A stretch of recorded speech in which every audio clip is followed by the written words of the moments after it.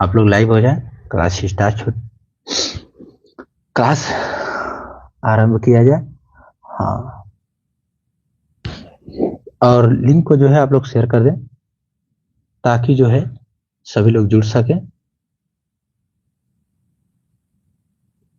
तो 7 बजे हम लोग जो है लाइव आ चुके हैं और यहाँ पे जुड़े हैं आप लोग। तो आप सभी लोगों का जो है हार्दिक स्वागत। आप लोग कमेंट करेंगे क्या ऑडियो वीडियो सब क्लियर है, और लिंक को आप लोग शेयर कर दें ताकि सभी लोग जुड़ सके।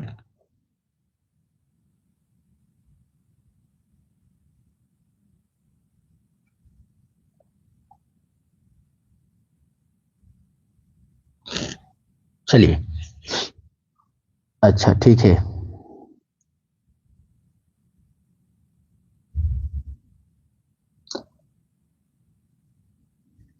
आ जाइए, आज का जो है पहला क्वेश्चन स्टार्ट होता है। क्वेश्चन नंबर फर्स्ट है, अब आंसर करें आप लोग, ठीक है। हाँ, और लिंक आप लोग जो है शेयर भी कर दीजिएगा ताकि सभी लोग जुड़ जाए। निम्नलिखित में कौन सा वर्ड स्त्रीलिंग नहीं है? चलिए आंसर करिए। हाँ,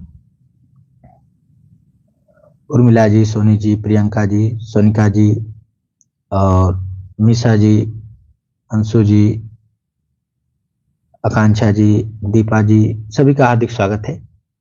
चलिए, निम्नलिखित में कौन सा वर्ड स्त्रीलिंग नहीं है? आपका आंसर आना चाहिए और आंसर आ रहा है डी। बहुत अच्छा, डी। बाकी जो है चाहे ई है, बड़ी ई है, री है, ये स्त्रीलिंग है और ऊ को कहा जा रहा है, जो बड़ा ऊ है, डी विकल्प, वो जो है स्त्रीलिंग नहीं है। 2 पे आते हैं। निम्नलिखित व्यंजनों में से कौन से व्यंजन का उच्चारण तालु से होता है? चलिए, दूसरा प्रश्न आपके स्क्रीन पे है। निम्नलिखित व्यंजनों में से कौन सा व्यंजन का उच्चारण तालु से होता है? तो यहां आप लोगों ने आंसर किया कि चे, छे, जे, झे, ठीक है। चे, छे, जे, झे, ये क्या है? तालु से होते हैं, ठीक है। सी विकल्प आप लोगों का आंसर आ रहा है। चलिए, हाँ, पूनम जी, आकांक्षा जी, राधे राधे, स्वागत है। आ जाइए, तीसरा क्वेश्चन आपके स्क्रीन पे। लुंठित ध्वनि है, लुंठित ध्वनि है।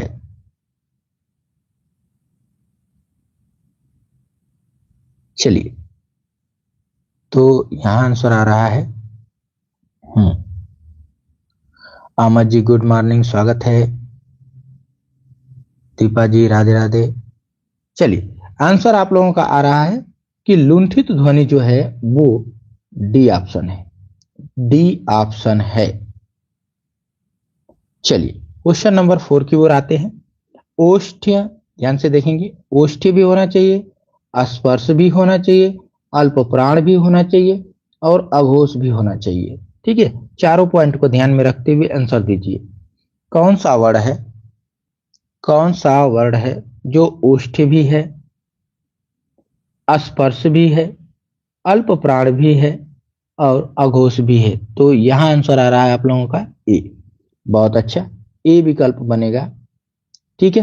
क्योंकि धा तो ओष्ठ है ही नहीं है, ये भी ओष्ठ नहीं है। ओष्ठ में देखें तो हमको यफ मिल जा रहा है, स्पर्श भी है, लेकिन जो फ है, सॉरी यफ नहीं, फ, फ जो है अल्प प्राण नहीं है, ठीक है। यहीं से क्या हो जा रहा है, मिस्टेक हो रहा है। चलिए, तो हमारा जो विकल्प है वह ही सही है, ठीक है। आ जाइए, question number 5। Question number 5, M S ji, Radhe Radhe, स्वागत है। 5वें क्वेश्चन पे आ जाए। आपकी स्क्रीन पे दिख रहा है, निम्नलिखित में सही विराम चिन्ह से युक्त वाक्य का चुनाव कीजिए जिसमें सही विराम चिन्ह का प्रयोग किया गया है। आंसर करिए आप लोग।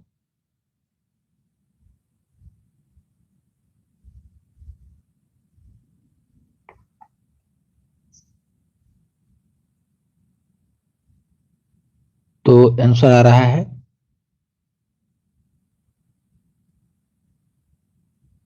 डी आ रहा है, बी आ रहा है, नहीं डी नहीं, जिन्होंने कहा बी, बी सही है। ठीक है, कौन सही है? बी, बी सही है। सुनो सुनो सुनो वह गा रही है। ठीक है, और रमेश गोबर गणेश है। ठीक है, तो रमेश कामा लगाना चाहिए था यहाँ पे, रमेश गोबर गणेश है। ठीक है, तो बी जो है वो राइट है। 6 नंबर पे आ जाइए, 6 नंबर पे आइए। किसी के द्वारा कहे गए कथन को मूल रूप से लिखने के लिए कौन सा विराम चिन्ह प्रयुक्त होगा? कौन सा विराम चिन्ह प्रयुक्त होगा? किसी के द्वारा कहे गए कथन को मूल रूप से बिना कुछ बदलाव किए लिखने के लिए कौन सा विराम चिन्ह का प्रयोग किया जाएगा? 6 नंबर का आंसर करें, और आंसर आ रहा है ए, उद्धरण चिन्ह का। बहुत अच्छा, उद्धरण चिन्ह का प्रयोग किया जाएगा। ठीक है, उद्धरण चिन्ह का प्रयोग किया जाएगा। किसी के द्वारा जो कथन है उसको अगर हमें कहना होगा, ठीक है, तो उद्धरण चिन्ह का हमें प्रयोग करना होगा। चलिए क्वेश्चन नंबर 7, क्वेश्चन नंबर 7, उच्चारण की दृष्टि से वह है। चलिए, उच्चारण की दृष्टि से वह है,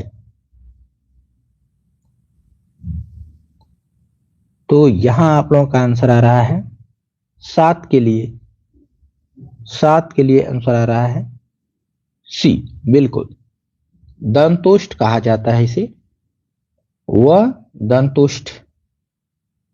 आ जाइए 8वां क्वेश्चन, 8वां क्वेश्चन है हंस पद या विराम चिन्ह कौन सा है? हंस पद नामक जो विराम चिन्ह है वो कौन सा है? तो यहां आंसर आ रहा है कि हंसपद जो विराम चिन्ह है वो बिल्कुल डी विकल्प में है, डी विकल्प में है। ठीक है, हंसपद जिसे कहते हैं वो विराम चिन्ह विकल्प डी में है। चलिए आ जाइए, आपके स्क्रीन पे क्वेश्चन नंबर 9 दिख रहा है। अ के उच्चारण में, और यहाँ पे डॉट डॉट लगा है, फिर डॉट डॉट की सहायता ली जाती है, यानी यहाँ पे आपको भरना है। ठीक है, खाली जगह पे कौन सा शब्द चयन किया जाएगा बताना है। ए दंतोष्ठ, कंठ तालु, छंद तालु, इचियस, इचियस तालु। चलिए, तो यहां आंसर आप लोगों का आ रहा है 9 के लिए कि अ जो है कंठ और तालु से बोला जाता है, कंठ और तालु से बोला जाता है, क्योंकि क्योंकि अ और प्लस ई इक्वल ए होता है। अ बोला जाता है कंठ से और ई बोला जाता है तालु से। ठीक है, तालु से। तो ए किससे बोला जाएगा? ए बोला जाएगा कंठ तालु से। तो बिल्कुल सही जवाब है कंठ तालु। आ जाइए क्वेश्चन नंबर 10, कोष्ठक में दिए गए विराम चिन्ह, ये जो विराम चिन्ह दिया गया है का नाम क्या है? का नाम क्या है? चलिए, आंसर आना चाहिए आप लोगों का, और आंसर आ रहा है कि इसे हम लोग विराम चिन्ह कहते हैं। कौन सा विराम चिन्ह कहते हैं? अर्ध विराम चिन्ह कहते हैं। बहुत अच्छा, अर्ध विराम चिन्ह इसको कहा जाता है। ठीक है, अल्प विराम, अर्ध विराम और पूर्ण विराम। चलिए, वर्णमाला का कौन सा अक्षर पुल्लिंग नहीं है? आपको बताना है कि वर्णमाला का कौन सा अक्षर यहां पर दिखाया गया है जो पुल्लिंग नहीं है। तो यहां आंसर आ रहा है, यहां आंसर आ रहा है आप लोगों का, हाँ डी। डी जो है ये पुल्लिंग नहीं स्त्रीलिंग है। ठीक है, डी में जो है दोनों वर्ड लिखे गए हैं, दोनों वर्ड लिखे गए हैं, स्त्रीलिंग। आ जाइए, जिन वर्णों का, क्वेश्चन नंबर 12, जिन वर्णों का उच्चारण स्वतंत्र होता है उसे कहते हैं, स्वतंत्र होता है, तो उसके लिए हम लोग क्या कहते हैं? हाँ, आंसर आ रहा है कि उसे हम स्वर कहते हैं। जिन वर्णों का उच्चारण स्वतंत्र होता है उसे हम स्वर कहते हैं। बिल्कुल। 13 नंबर पे आ जाइए और आपको बताना है ये जो लिखा गया है ये किस शब्द के लिए है, किस शब्द का विखंडन किया गया है। चलिए, आंसर आना चाहिए आपका। आंसर आ रहा है दक्ष का, दक्ष का, बहुत अच्छा। 13 का डी, 13 का डी, ठीक है। आ जाइए, 14 नंबर पे आएंगे। ढ वर्ण का उच्चारण स्थान है और वर्ग बता दीजिएगा, ठीक है, दोनों चीजें।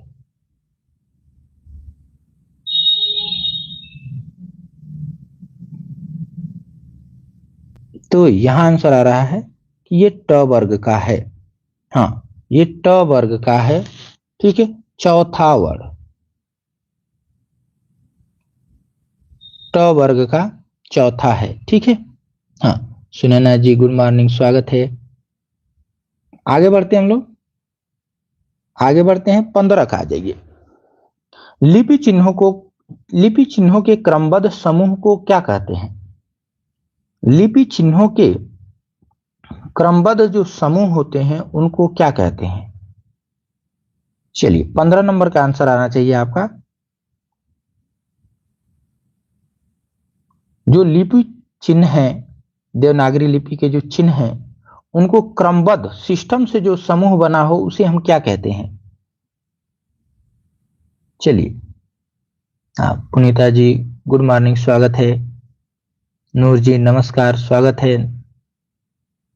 तो इसे हम कहते हैं, इसे हम कहते हैं वर्णमाला, इसे हम कहते हैं वर्णमाला, ठीक है। क्योंकि क्रमबद्ध समूह लगाया है ना, सिस्टम से, क्रम से, तो हम वर्णमाला कहेंगे उसे, ठीक है। आ जाइए 16 नंबर, 16 नंबर, चलिए। हाँ नूर जी नमस्कार, स्वागत है। चलिए,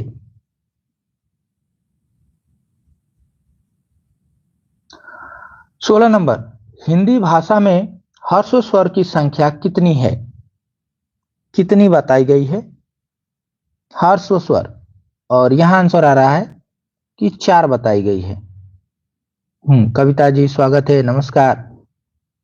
बिल्कुल 4 बताई गई है। कितनी बताई गई हैं? 4।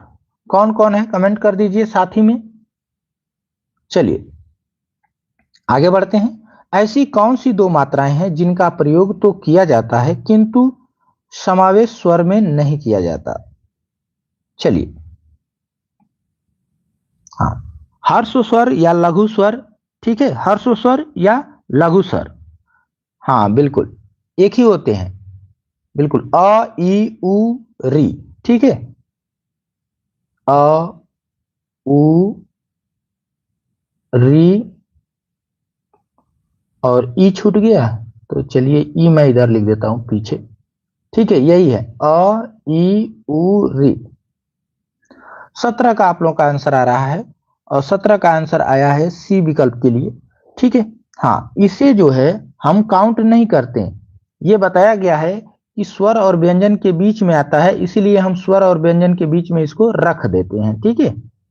हाँ, जैसे हमारा 11 वर्ड खत्म होते हैं स्वर का, उसके आगे हम लोग अंग और अह रख लेते हैं अयोगवाह को, उसके बाद फिर व्यंजन, ठीक है। चलिए, हाँ स्मार्ट जी नमस्कार, स्वागत है।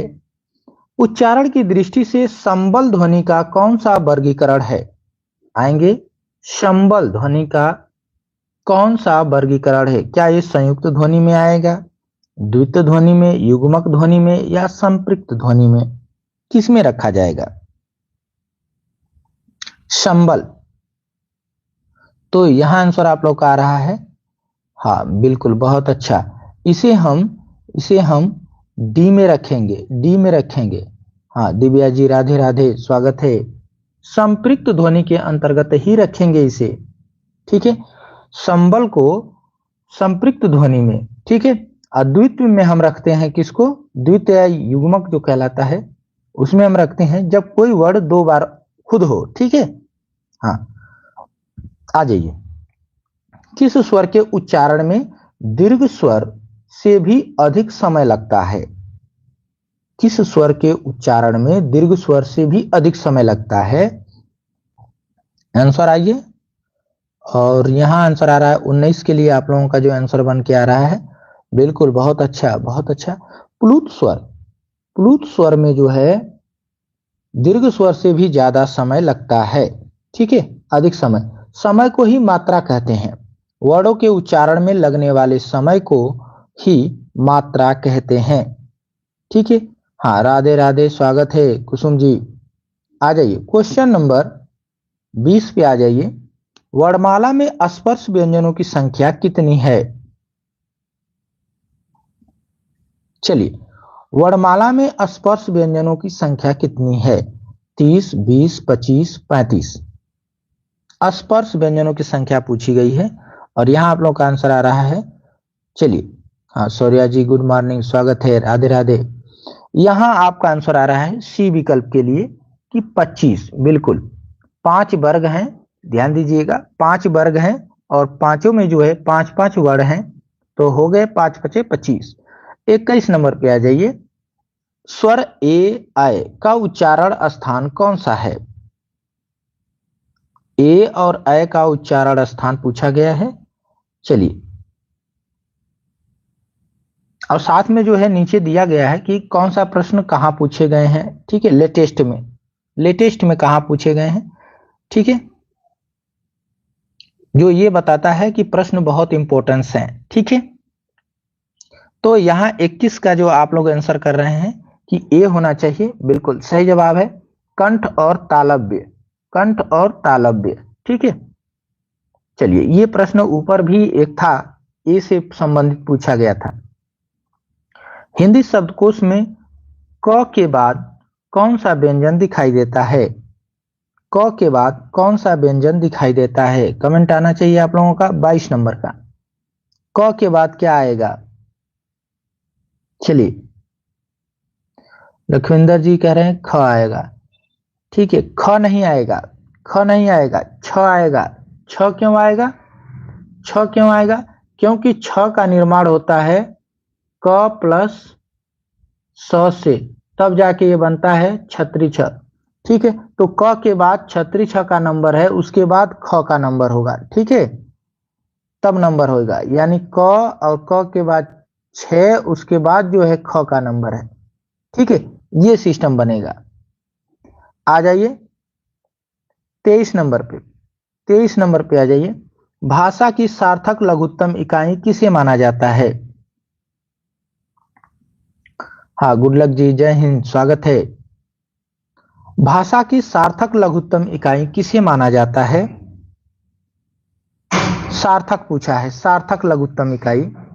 तो यहां आप लोग का आंसर आ रहा है 23 के लिए जो आंसर आ रहा है वो है बिल्कुल बी, शब्द। क्योंकि अर्थ भी लगा दिया ना, अर्थ भी आना चाहिए, सही अर्थ, शुद्ध अर्थ, सार्थक आना चाहिए। ठीक है, यानी अर्थ के साथ आना चाहिए, तो फिर वो शब्द बनेगा, क्योंकि वर्ड के पास तो अर्थ है नहीं। ठीक है, चलिए आ जाइए। गुनगुन जी नमस्कार, स्वागत है। अच्छा, धातु रूप करवा दीजिए, हाँ हाँ बिल्कुल, तो सिस्टम से चलेगा ना, सब कुछ एक ही दिन कैसे हो जाएगा। ठीक है, आएगा आएगा, उसका भी नंबर आएगा। ठीक है, धातु रूप भी होगा, शब्द रूप भी होगा। चलिए 24 का आ जाइए, 24 का आ जाइए। 24 का आप लोग का आंसर आ रहा है कि दंत वर्ण कौन सा है? बिल्कुल, स जो है दंत वर्ण कहलाता है। ठीक है, क्योंकि ये दंत स के नाम से जाना जाता है, आप लोगों को पता है। 25 पे आइए। निम्न में अनुनासिक वर्ण कौन सा है? अनुनासिक, अनुनासिक। तो यहां आंसर आ रहा है, यहां आंसर आ रहा है बिल्कुल बी, बी। चलिए बी। 26 नंबर पे आ जाइए। कौन सा वर्ण घोष है? कौन सा वर्ण घोष है? घोष वर्ड आपको बताना है। घोष का मतलब कि जिसको उच्चारण में स्वर तंत्रिकाएं जो है कंपन करती हैं, ठीक है, यानी ओकल जो होता है गले में वो कंपन करता है किसके उच्चारण में। तो आपका आंसर आ रहा है हाँ, तीसरा चौथा पांचवा वर्ड जो होता है, प्रत्येक वर्ग का तीसरा चौथा पांचवा वर्ड जो होता है वो घोष के अंतर्गत आता है, घोष के अंतर्गत ही आता है। 27 पे आएंगे। ल और स का उच्चारण किस स्थान से होता है? ल और स का उच्चारण किस स्थान से होता है? चलिए आंसर आना चाहिए 27 के लिए। 27 का आंसर आ रहा है कि ल और स का उच्चारण जो है वो दंत से होता है, दंत से होता है, बिल्कुल सही जवाब है। 28 नंबर पे आप लोग आ जाएं। 28, इनमें से कौन सी देवनागरी की वर्ण ध्वनि नहीं है? इनमें से कौन सी देवनागरी की वर्ण ध्वनि नहीं है?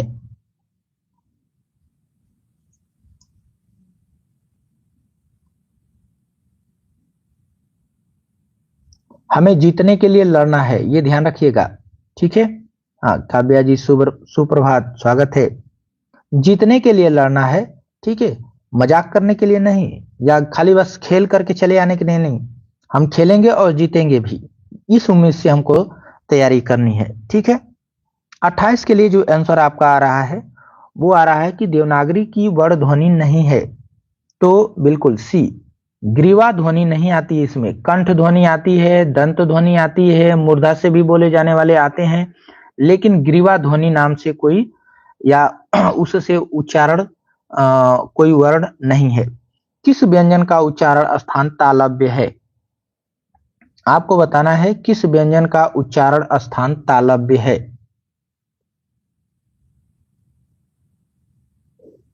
हाँ, खेलबो लड़बो जीतबो, बिल्कुल जीतने के लिए, बार बार मौका नहीं आता है, ठीक है, इस मौके को हमें जीत में बदलना है। चलिए उपेंद्र जी हर हर महादेव, स्वागत है। यहां आंसर आपका आ रहा है बिल्कुल बी विकल्प के लिए आ रहा है, बी विकल्प, ठीक है। किस व्यंजन का उच्चारण स्थान तालव्य है? तो च छ ज झ, ये वाला यानी दूसरा वर्ग जो है। आंसर करिए आगे। क्वेश्चन नंबर है 30 कि जिन ध्वनियों की गणना न स्वर में की जाती है न व्यंजन में की जाती है उसे हम क्या कहते हैं? बिल्कुल, उसे हम अयोगवाह कहते हैं। न ये स्वर में आता है न व्यंजन में आता है, तो ध्यान रखेंगे, ठीक है। इसे हम क्या कहते हैं? अयोगवाह कहते हैं। 31 नंबर पे आ जाइए। स्वर तंत्रियों के आधार पर, स्वर तंत्रियों के आधार पर व्यंजनों को कितने वर्गों में बांटा गया है? चलिए, स्वर तंत्रिका जो होती है, जो कंपन करती है नहीं कंपन करती है, ठीक है। चलिए आंसर करिए। तो यहां आंसर आ रहा है 31 के लिए कि डी होगा, बिल्कुल दो, दो सघोष और अघोष नाम दिया गया है। दो विभाजन कौन कौन से हैं? स्वर तंत्रियों के आधार पर जो विभाजन है वो दो प्रकार का है, सघोष और अघोष के नाम से, ठीक है। आ जाइए 32 नंबर। प्रत्येक शब्द की वर्तनी के सभी वर्णों को उसी क्रम में अलग अलग दिखाना क्या कहलाता है? प्रत्येक शब्द की वर्तनी के सभी वर्ण को उसी क्रम में अलग अलग दिखाना या लिखना क्या कहलाता है? आंसर आपका आना चाहिए। आंसर आ रहा है ए, वर्ण विच्छेद, वर्ण विच्छेद कहते हैं, ठीक है। नहीं, वर्ण संयोजन नहीं कहते हैं, शब्द का विच्छेद हो रहा है, ठीक है, किस रूप में? वर्ण के रूप में, वर्ण विच्छेद कहते हैं उसे, ठीक है। ए विकल्प, ए विकल्प, ठीक है। 33 नंबर पे आ जाइए। अनुनासिक की सहायता से होता है, सॉरी उच्चारण, स्वरों का उच्चारण पूछा है, उसके बाद दे रहा है अनुनासिक की सहायता से होता है, बिना किसी की सहायता से होता है, व्यंजनों की सहायता से होता है, या अनुस्वार की सहायता से होता है। 33 का आंसर आए तो यहां आंसर आ रहा है बिल्कुल बी, स्वतंत्र होता है, बिना किसी की सहायता से होता है। ठीक है, यही हम लोग पढ़े हैं कि स्वरों का उच्चारण जो है बिना किसी की सहायता या मदद के ही होता है, यानी स्वतंत्र इनका उच्चारण होता है। चलिए, निम्न में कौन सा शब्द स्वर का वर्गीकरण नहीं है? स्वर का वर्गीकरण यानी स्वर का भेद नहीं माना जाता। ह्रस्व, द्वितीय, प्लुत, संयुक्त। चलिए, यहां आंसर आपका आना चाहिए और यहां आंसर आ रहा है बिल्कुल द्वित्व नहीं है। ठीक है, द्वित्व नहीं है, ये तो शब्द का भेद है। ठीक है ना, द्वित्व शब्द जिसमें आता है। ठीक है, लेकिन ये जो है शब्द का भेद भी उसे नहीं कह सकते, मिस्टेक हो जाएगा, क्योंकि जो शब्द के चार भेद बताए गए हैं उसमें ये भी नहीं है। ठीक है, आ जाइए 35 नंबर पे, निम्न में से कौन सा शब्द प्रयत्न और उच्चारण के आधार पर व्यंजन का वर्गीकरण नहीं है?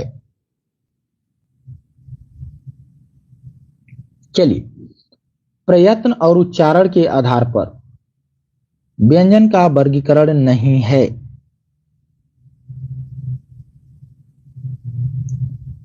आंसर आ रहा है डी, डी, डी। हाँ, उष्म, उच्छिष्ट और पार्श्विक, ये सब जो है बोलने के जो स्थान होते हैं या प्रयत्न आप करते हैं या उच्चारण के आधार पर जो है इनका विभाजन है, लेकिन सघोष अघोष जो है ये जो है उच्चारण के आधार पर नहीं है। ठीक है, स्वर तंत्रिकाओं के कंपन के आधार पर है। आ जाइए, जिन स्वरों के उच्चारण में दो मात्रा का समय लगता है या हर्ष से दोगुना समय लगता है उनको क्या कहते हैं? चलिए, जिन स्वरों के उच्चारण में दो मात्रा का समय लगता है उन्हें हम कहते हैं लघु से बड़ा।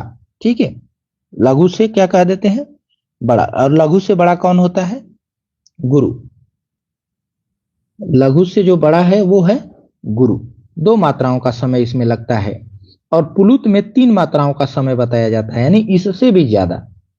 आ जाइए, जिस व्यंजन ध्वनि के उच्चारण के समय स्वर तंत्रिक में कंपन होता है, देखिए स्वर तंत्री में कंपन होता है, उस उच्चारण स्थान के आधार पर ध्वनियों के वर्गीकरण में उसका क्या स्थान है? चलिए, वर्ष्य, काकल्य, कंठ, मूर्धन्य। आंसर करिए। कह रहा है कि जिस व्यंजन ध्वनि के उच्चारण के समय स्वर तंत्री में कंपन होता है उस उच्चारण स्थान के आधार पर ध्वनि के वर्गीकरण में उसका क्या स्थान है? तो यहां आंसर आना चाहिए काकल्य। नहीं, वर्ष्य, कंठ या मूर्धन्य नहीं, उसको कहेंगे काकल्य। ठीक है, कौकल्य। चलिए, विसर्ग का उच्चारण स्थान है, विसर्ग का उच्चारण स्थान है।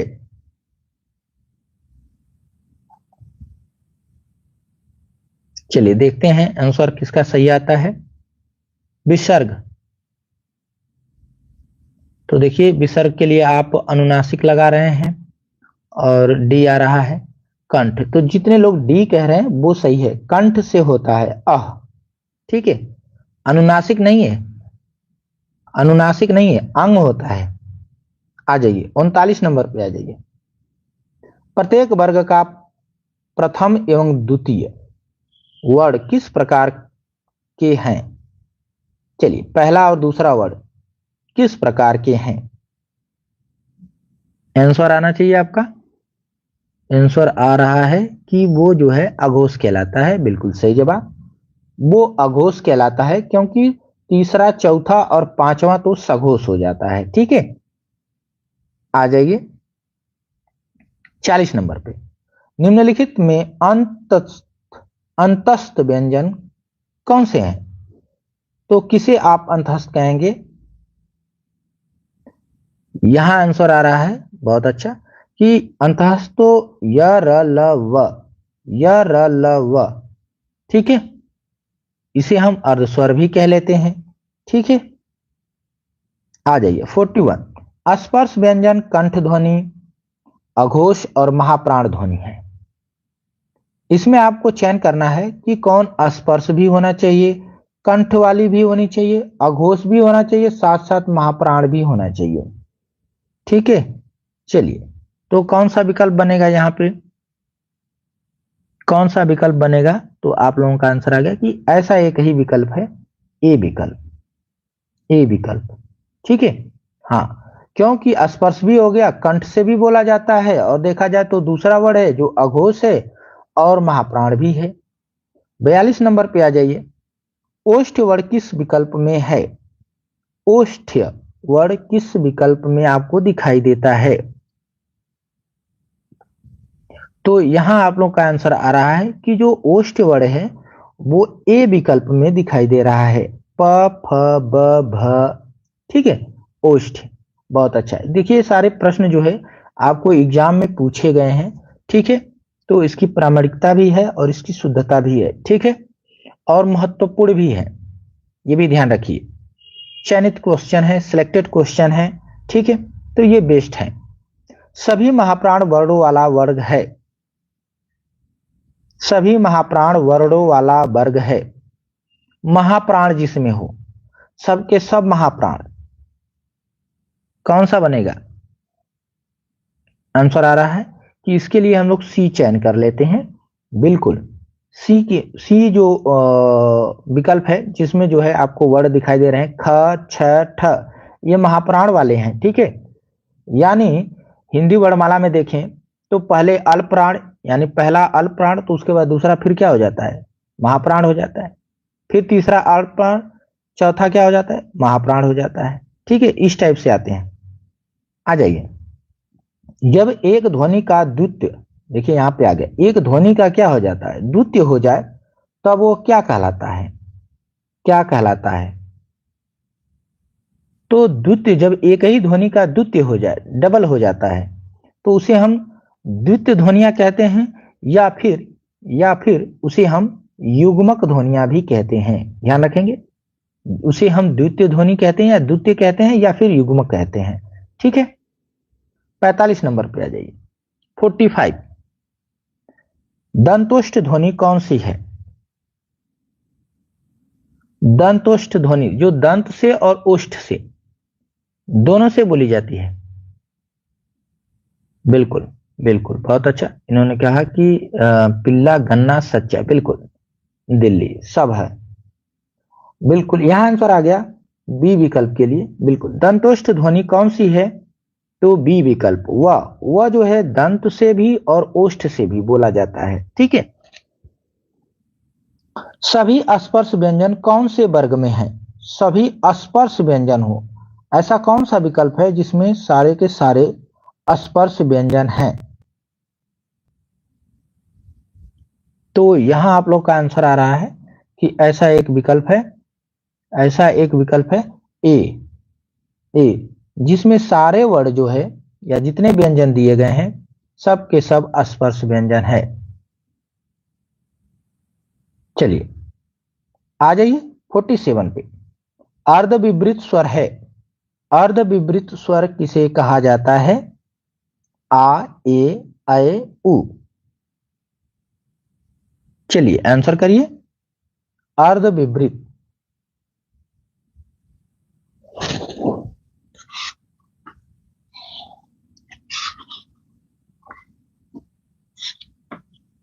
चलिए आंसर आना चाहिए आपका।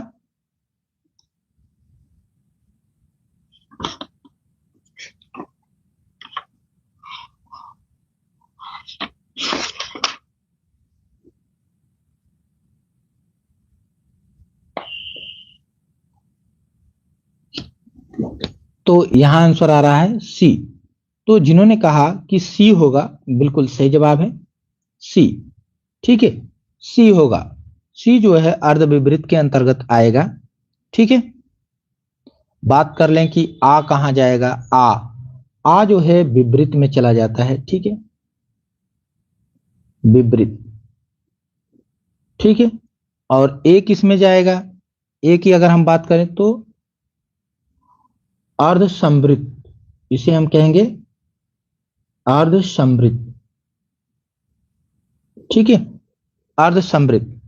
और ऊ किस में जाएगा, तो ऊ जो है समृद्ध,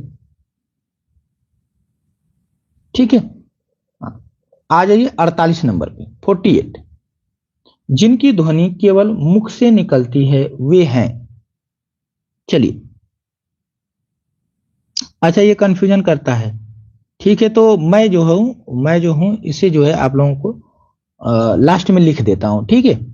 अंत में जो है पूरा एक बार जो है विपरीत अर्ध विपरीत सब लिख देता हूं कि किसमें कौन आता है, ठीक है। चलिए 48 नंबर पे आ जाइए। जिनकी ध्वनि केवल मुख से निकलती है वे हैं। जिनकी ध्वनि केवल मुख से निकलती है उसे आप क्या कहते हैं, 48 का आंसर आना चाहिए। और ये आ रहा है बी, बी, ठीक है। निर्नुनासिक स्वर, निर्नुनासिक स्वर, ठीक है। हाँ, बी विकल्प आ जाइए। जब केवल मुख से निकलेगा, केवल मुख से, तो उसे निर्नुनासिक स्वर कहेंगे, ठीक है। चलिए, हाँ देखिए ये चीजें आपने कहा कि सर याद तो है लेकिन जो है ज्यादा दिन हो जाता है उसे हम पढ़े हुए या देखे हुए, तो कंफ्यूजन करता है। ये उसी में नहीं होता है, हर जगह होता है, ठीक है, हर जगह होता है।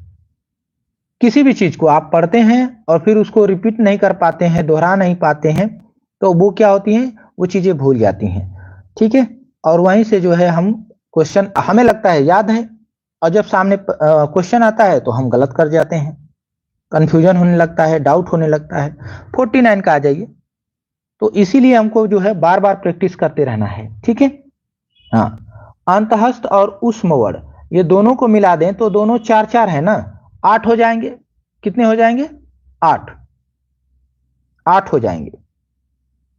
चलिए 50 नंबर पे आ जाइए। र का विवरण है, र का विवरण आप दीजिए। चलिए, र क्या वर्ष है, लुंठित है, सघोष है, अल्प प्राण है, और चलिए ये तो व्यंजन क्यों लिखा है, तो यहां आपका आंसर आ रहा है 50 के लिए कि बिल्कुल ए विकल्प ही सही है।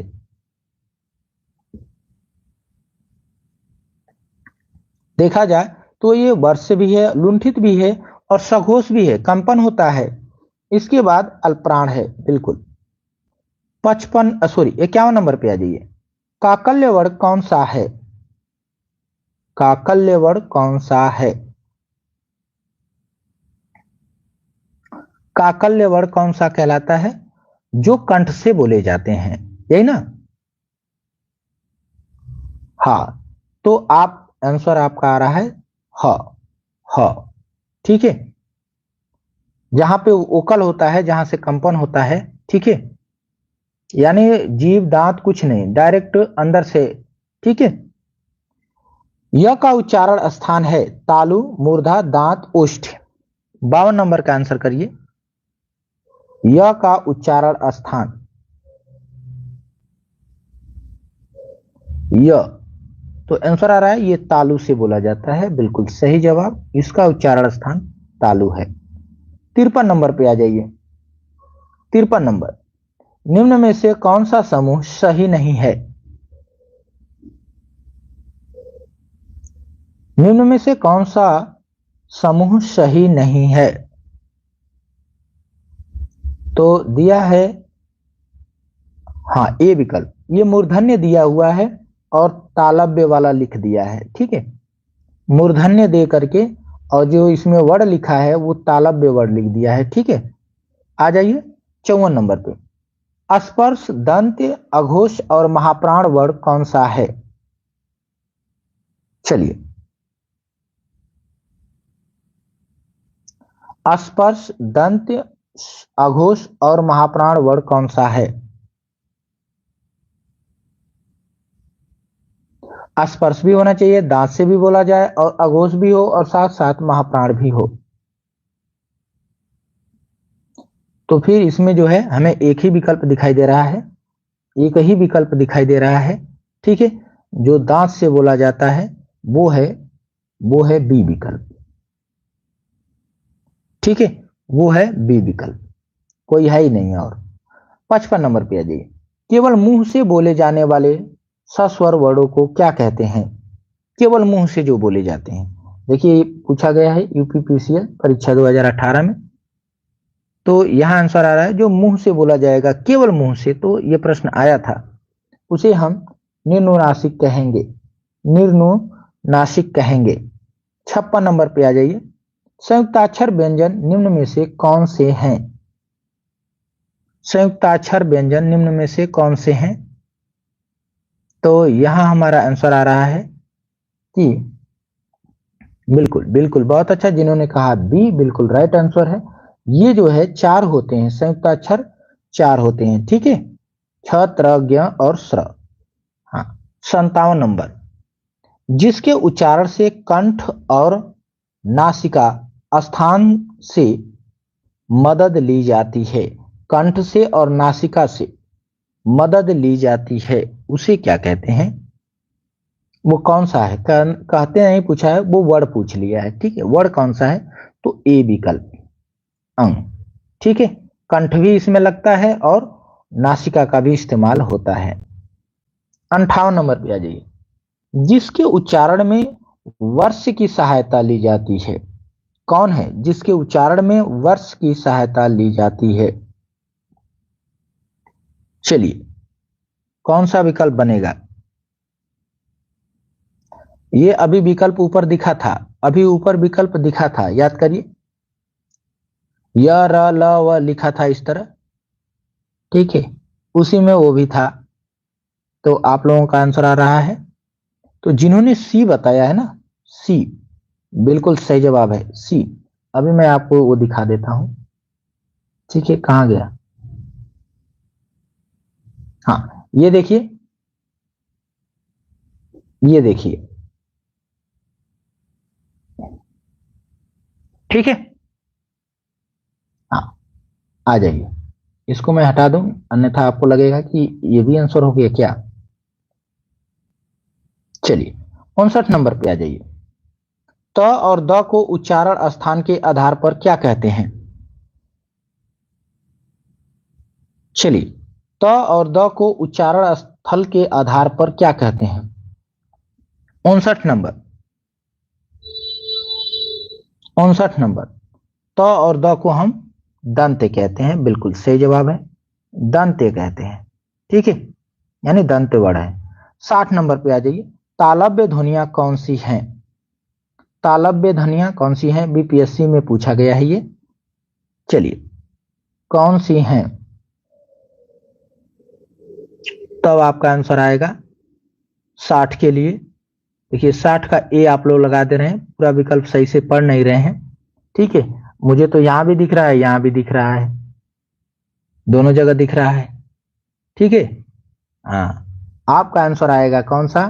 आपका आंसर होगा उपयुक्त में से एक से अधिक, एक से अधिक विकल्प हैं, ठीक है, डी विकल्प आपका सही होगा। आ जाइए, आगे बढ़ते हैं 61 नंबर पे।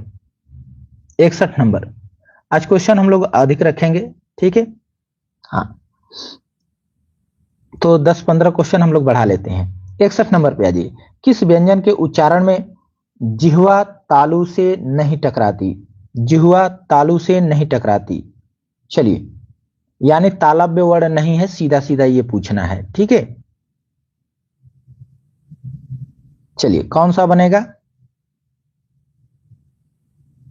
तो आंसर आ रहा है सी। हाँ, सी जो है ये तालव्य वर्ण नहीं है, यानी जिह्वा तालु से नहीं टकराती है इसके में, क्योंकि ये कंठ वर्ण है, कंठ से उत्पन्न होने वाले वर्ण हैं। अब ये प्रश्न बन गया कि कंठ से उत्पन्न होने वाले वर्ण कौन कौन से हैं, तो यहां आपका आंसर आ रहा है, यहां आंसर आ रहा है कि कंठ से उत्पन्न होने वाले जो वर्ण हैं उसके लिए जो आंसर बनेगा, हाँ, बी, बी, क ख ग घ, ठीक है।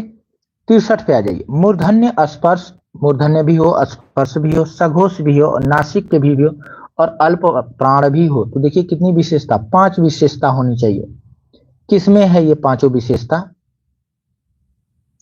चलिए,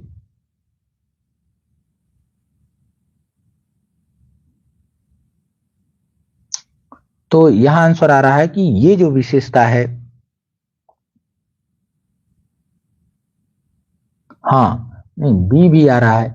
तो बी को आप जो जो लोग कह रहे हैं बी, तो बी जो है तालव्य में आता है ना, ध्यान दीजिए, तालु वाला में आता है। ठीक है, हमको किस में चाहिए, मूर्धन्य में चाहिए।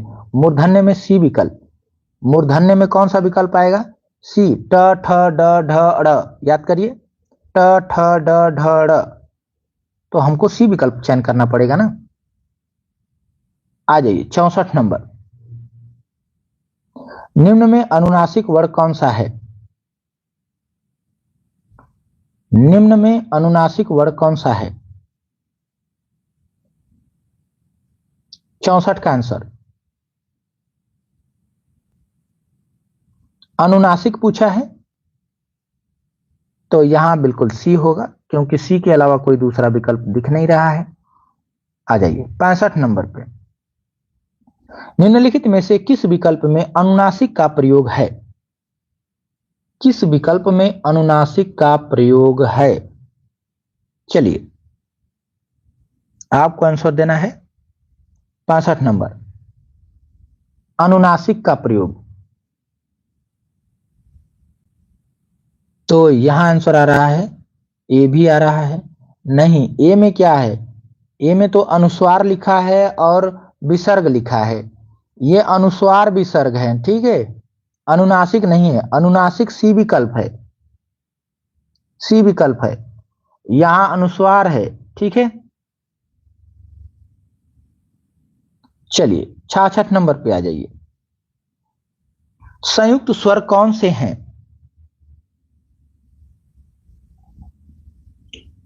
66 नंबर पे आइए, संयुक्त स्वर कौन से हैं, 66 नंबर का आंसर। तो आपका आंसर आ रहा है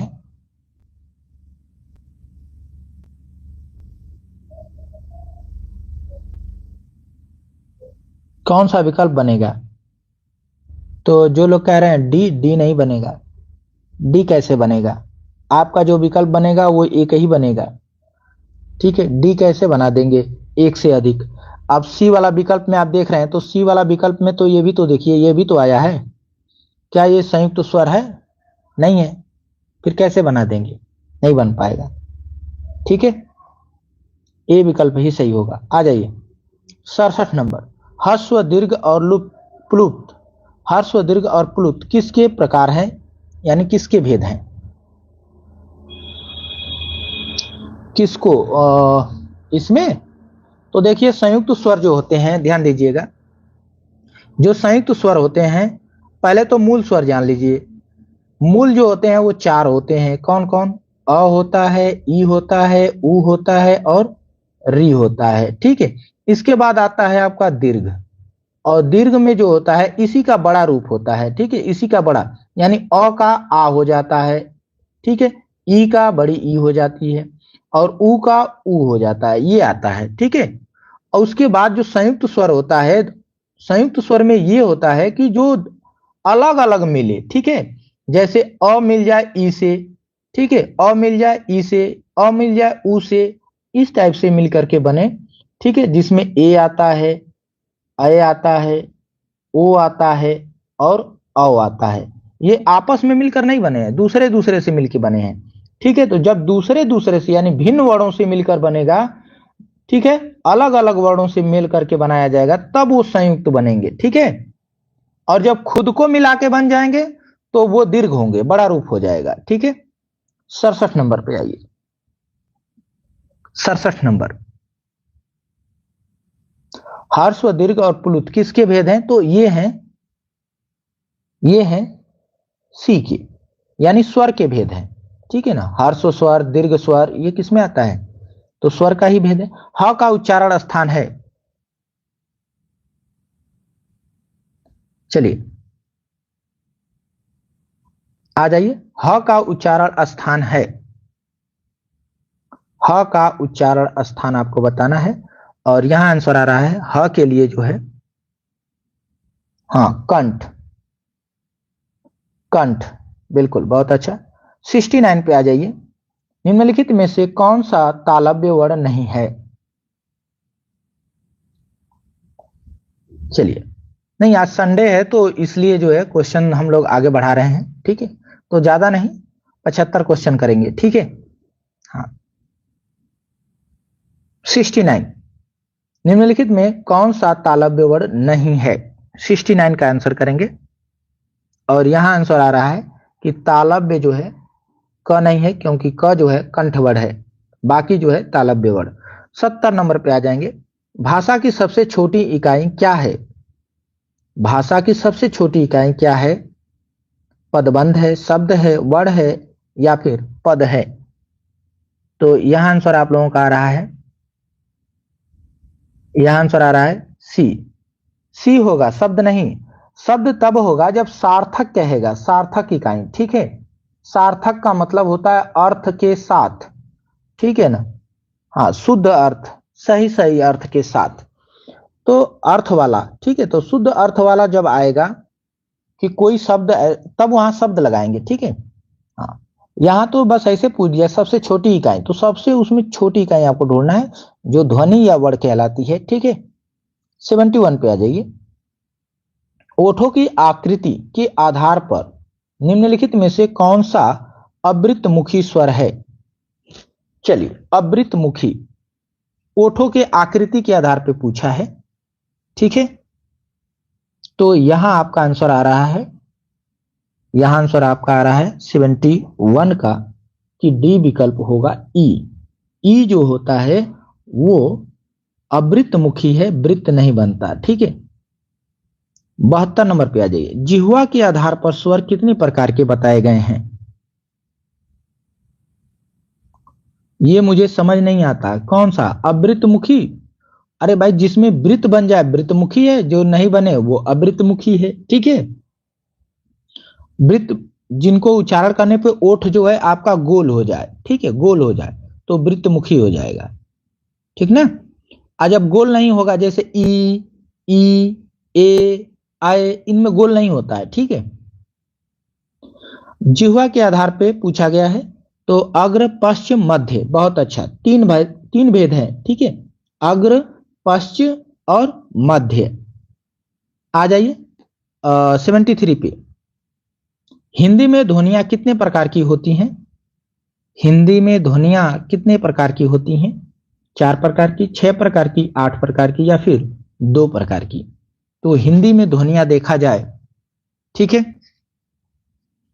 73 का आंसर करिए। देखा जाए तो हाँ, 2 प्रकार की, 2 प्रकार की बताई गई है। अंग और अह जो अयोगवा है उसको किसी में काउंट नहीं किया जाता, ठीक है। हाँ, 74 नंबर पे, मात्रा के आधार पर स्वर कितने प्रकार के होते हैं? मात्रा के आधार पर स्वर कितने प्रकार के होते हैं?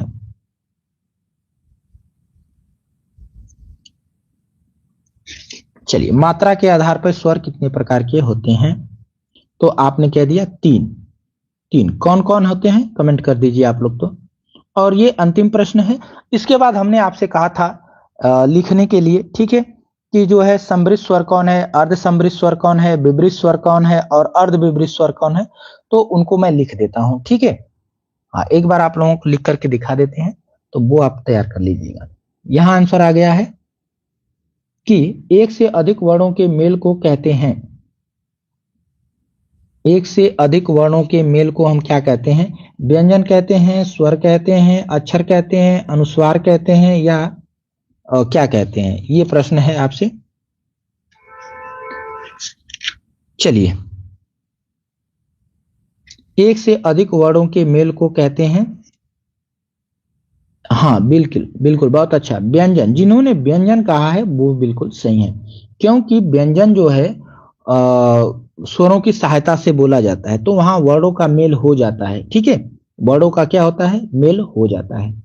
आइए थोड़ा सा हम देख लेते हैं क्या। चलिए, हमें देखना था समृद्ध स्वर किसे कहते हैं। समृद्ध स्वर। ठीक है, इनका जब उच्चारण होता है तो मुख जो है हमारा कम खुलता है। कौन कौन से हैं? ई है, ई है, ऊ है और ऊ है। ये समृद्ध स्वर है, इनके उच्चारण पर जो है हमारा मुख बहुत कम खुलेगा। ठीक है, इसके बाद आता है अर्ध समृद्ध, अर्ध समृद्ध स्वर। ठीक है, अर्ध समृद्ध स्वर, इसमें दो आते हैं, एक ए आता है और एक जो है ओ आता है। ठीक है, एक ए आता है, एक ओ आता है। इसमें जो है जो हमारा मुख होता है वो समृद्ध से थोड़ा ज्यादा खुलता है। ठीक है, पूरा तो नहीं खुलता, लेकिन समृद्ध जितना खुलता है जैसे ई के उच्चारण में, उनसे थोड़ा ज्यादा खुलता है। ठीक है, इसके बाद हम आते हैं विवृत पे। विवृत कौन कौन से हैं? विवृत स्वर। तो विवृत स्वर की हम बात करें, जिसके उच्चारण में जो है सबसे ज्यादा मुख खुलता है, सबसे ज्यादा, वो एक है जिसको हम कहते हैं आ। आ का उच्चारण में जो है सबसे ज्यादा मुख हमारा क्या होता है? खुल जाता है। ठीक है, इसके बाद आता है अर्धविवृत। अर्धविवृत क्या होता है? जिसमें पूरा मुंह ना खुले, थोड़ा सा कम खुले। ठीक है, अर्धविवृत, अर्धविवृत स्वर। ठीक है, जो विवृत से थोड़ा सा कम खुले, जिसमें आता है अ और आए और औ। ठीक है, एक अंग्रेजी वाला भी इसमें आ जाता है। ठीक है, हाँ, तो ये हो गए हमारे क्या, इनको आप नोट कर लेंगे। ठीक है, इनको आप नोट कर लीजिए। समृद्ध स्वर कौन से हैं? अर्ध समृद्ध कौन कौन से हैं? विवृत, विवृत में अकेला है, अकेला राज करता है विवृत में। ठीक है, तो इसको समझने के लिए कुछ पॉइंट आपको याद करने पड़ेंगे। ठीक है, जैसे मैं बता दूं कि विवृत आप जान लीजिए कि अकेला आ। ठीक है, ये अकेला है, तो ये पॉइंट आपको याद हो जाएगा। ठीक है, विवृत। और अर्ध विवृत में उसका छोटा चेला, यानी अ आए औ। ठीक है, और एक आ इंग्लिश वाला जो आता है ये। ठीक है, तो ये हो गए अर्ध विवृत में। अर्ध समृद्ध नहीं, समृद्ध को पहले देख लें। समृद्ध में जो है मुंह लगभग बंद ही होता है, खुलता ही नहीं, जैसे ई ऊ, इसमें मुंह खोलने की जरूरत ही नहीं है। ठीक है, तो ये हो गए हमारे चार। ठीक है ना, ई का छोटा बड़ा, ऊ का छोटा बड़ा। ठीक है, और अर्ध समृद्ध में क्या हो गया? इसमें दो आते हैं, अर्ध समृद्ध में दो आते हैं, ए और ओ। ठीक है, ए और ओ। चलिए, तो बस इतना ही देखना था इसमें। ठीक है, अब इसको आप लोग पॉइंट को नोट कर लेंगे ताकि जो है कंफ्यूजन ना बना। ठीक है, क्योंकि ये कहीं कहीं बुक में जो है उल्टा सीधा भी दिया हुआ है, तो अगर लिखे रहेंगे तो आपको जो है त्रुटियों से बचेंगे। तो चलिए, इस क्लास को हम लोग यहीं पे समाप्त करते हैं। मिलते हैं 10 बजे, हम लोग जो है लाइव होंगे। पुनीत राय से जो है हम लोग काव्य शास्त्र देख रहे हैं। ठीक है, तो उस टॉपिक से काव्य शास्त्र हम अलग से वीडियो देंगे आप लोगों को। ठीक है, वो जो है हम सोचे तो थोड़ा एग्जाम से पहले आप लोगों को जो है बुक के माध्यम से भी कुछ चीजें बता दिया जाए। ठीक है, तो चलिए, आज के क्लास में बस इतना ही। आप सभी लोगों को जुड़े रहने के लिए बहुत बहुत धन्यवाद।